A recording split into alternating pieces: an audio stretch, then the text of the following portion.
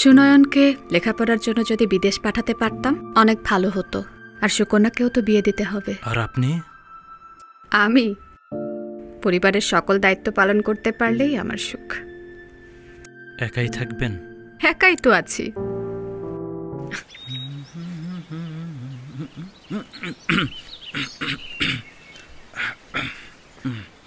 কি ব্যাপার স্যার, হঠাৎ এত জরুরি তলব? না, জরুরি কোথায়, একটু কথা বলতে চাচ্ছিলাম। আর কাল শহরে চলে যাচ্ছেন? ভেতরে আসুন। না না না না, বাসার ভেতরে না। বাড়ির ভেতরে সমস্যা কি? চলুন। না চলুন না, সামনের দিকে যাই। চলুন।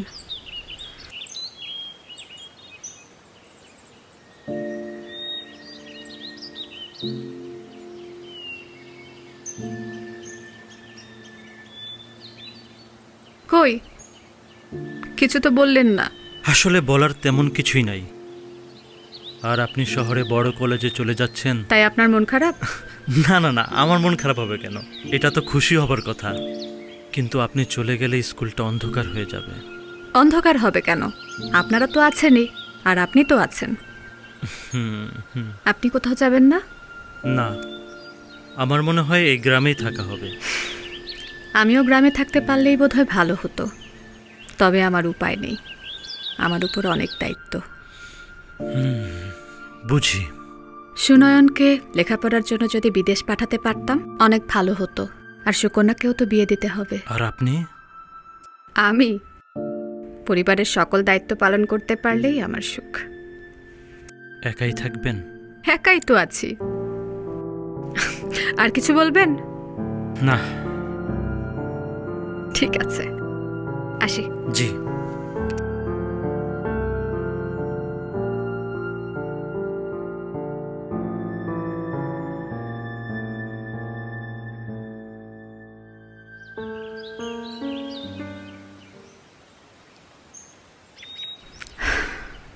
আমরা কিন্তু অনেক দূর পর্যন্ত এগিয়ে গেছি।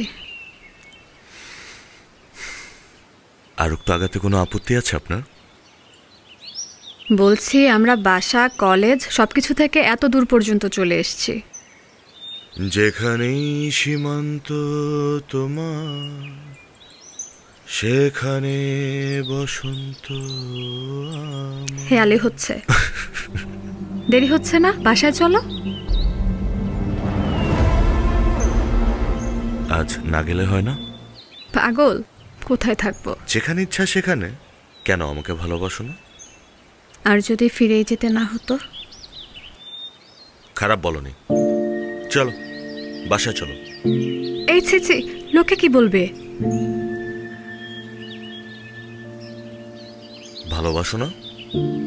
বাসি তো। আমি নিয়ে গেলে নরকেও যাবে বলেছিলে না? বলো। তবে চলো। যাচ্ছি তো।